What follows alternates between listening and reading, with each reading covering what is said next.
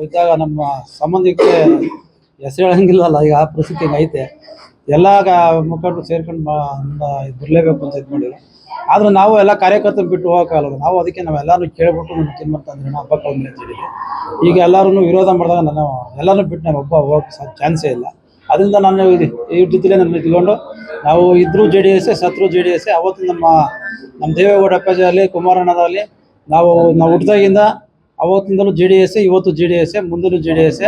ನಾವು JDS ಮತ್ತು BJP ಅವರೆಲ್ಲ ಸೇರ್ಕೊಂಡು ಒಟ್ಟಾಗಿ ಸುಧಾಕರ್ನ ಗೆಲ್ಸ್ಕೊಳ್ಳೋದನ್ನ ನಾವು ಶ್ರಮ ಬಿದ್ದು ಗೆಲ್ಸ್ಕೊಂತೀವಿ. ಎಲ್ಲ ಕಾರ್ಯಕರ್ತರನ್ನ ಒಗ್ಗೂಡಿಸ್ತೀವಿ. ಇನ್ನು ಮುಂದೆ ಎಲ್ಲ ಒಟ್ಟಿಗೆ ನಡ್ಕೊಂಡು ಹೋಗ್ತೀವಿ. ಇನ್ನು ಮ್ಯಾಚ್ ಸ್ಟಾರ್ಟ್ ಆಗ್ತದೆ. ನಾಳೆಯಿಂದ ಎಲ್ಲ ಈ ಕುಮಾರಣ್ಣ 15ನೇ ತಾರೀಕು ಬರ್ತಾರೆ. ಈಗ ನಾಳೆಯಿಂದ ಪೂರ್ತಿ ಎಲ್ಲ ತಾಲೂಕು ಪೂರ್ತಿ ಸಂಘಟನೆ ಎಲ್ಲ ಜನರು ಬರ್ತಾರೆ. ಸರ್, ಇವಾಗ ಸಂಬಂಧಿಕರ ಓಲೈಕೆಗೆ ಮಾಡಿದ್ದು ನೀವು ಪಕ್ಷ ಬಿಡೋ ನಿರ್ಧಾರ ಮಾಡಿದ್ರ? ಅದೇನೋ ಒಂಚೂರು ಸ್ವಲ್ಪ ಗೊಂದಲ ಇತ್ತು. ಇವತ್ತು ಎಲ್ಲ ಗೊಂದಲ ನಮ್ಮ ಗೋಪಣ್ಣವ್ರು ಬಗೆಹರಿಸ್ಕೊಟ್ಟಿದ್ದಾರೆ. DK ಶಿವಕುಮಾರ್ ಇಂದ ಕೂಡ ಫೋನ್ ಕರೆ ಬಂದಿತ್ತು ಅಂತ ವೇದಿಕೆಯಲ್ಲಿ ಮಾತಾಡ್ತಾ ಇದ್ರು. ಅದ್ರ ಬಗ್ಗೆ ಇಲ್ಲ, ನಮ್ಗೇನು ಬಂದಿಲ್ಲ, ಬೇರೆ ಕಡೆಯಿಂದ ಬಂದಿತ್ತು. ನಾವೇನು ಮಾತಾಡಿಲ್ಲ ಅವ್ರ ಜೊತೆಲಿ. ವೇಣುಗೋಪಾಲ್ ನಾವು ನಮ್ಮ ಚೆನ್ನಗಾಪುರ ಅಪ್ಪಾಜಿ ಏನೋ ಹಿಂದೆ ಇದ್ರು ಅವ್ರ ಮಾರ್ಗದರ್ಶನದಲ್ಲೇ ಓದ್ತಾ ಇರೋದು. ಇವತ್ತು ನಮ್ಮ ಗೋಪಣ್ಣವ್ರು ಬಂದು ಅದನ್ನೇ ಸ್ಟೇಟ್ಮೆಂಟ್ ಕೊಟ್ಟವ್ರೆ. ನಮ್ಮ ಎಲ್ಲರೂ ನಮ್ಮ ಮಾವದಿರಾಗಲಿ ನಮ್ಮ ಬಾಮದಿರಾಗಲಿ ಯಾವುದೇ ಕಾರಣಕ್ಕೂ ಹೋಗ್ಬಿಡ್ದು ಅಂತ ಹೇಳೋರೆ. ನಾವು ಯಾವುದೇ ಕಾರಣಕ್ಕೂ ಹೋಗಲ್ಲ.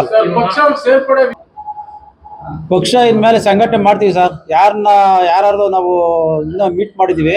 ಈಗ ಅದನ್ನ ಹೇಳಂಗಿಲ್ಲ, ಸಂಘಟನೆ ಮಾಡಿ ಸೇರ್ಸ್ಕೊಂತೀವಿ. ಯಾರೋ ಒಂದು 2-3 ಇರ್ಬೋದು.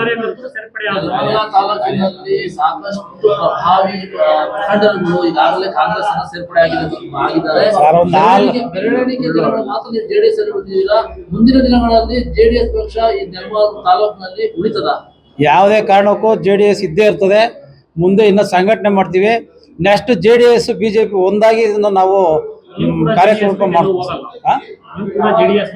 ಇಲ್ಲ, ನಾವು ಯಾವುದೇ ಕಾರಣಕ್ಕೂ JDS ಬಿಟ್ಟು ಹೋಗಲ್ಲ. ಈಗ ತಾನೇ ಹೇಳಿದ್ರಿ ಚೆನ್ನಗಾಪುರ ಕುಟುಂಬದವ್ರು ಏನ್ ಹೇಳ್ತಾರೆ ಅದನ್ನ ನಾವು ಪಾಲನೆ ಮಾಡ್ತೀವಿ.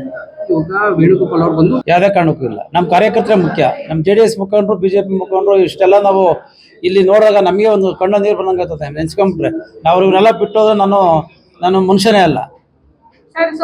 ಪ್ರೀತಿಗೋಸ್ಕರ ನಾನು ಕಟ್ಟಿ ಬಿದ್ದಿರೋದಲ್ವಾ. ನಾನು ಯಾವುದೇ ಕಾರಣಕ್ಕೂ ನಾನು ಬರಲ್ಲ ಅಂತ ಹೇಳಿ ನಾನು ಎಲ್ಲರೂ ಕರೆದು ಮಾತಾಡ್ತೀನಿ ಅಂತಲೂ ಹೇಳಿದ್ದೀನಿ. ಇವತ್ತು ಅದನ್ನು ನಾವು ಗೊಂದಲ ಬಗೆಹರಿಸ್ಕೊಂಡಿದ್ದೀನಿ. ಇನ್ನು ಯಾವುದೇ ಕಾರಣಕ್ಕೂ ನಾವು ಯಾರ ಮಾತು ಕೇಳೋದಿಲ್ಲ.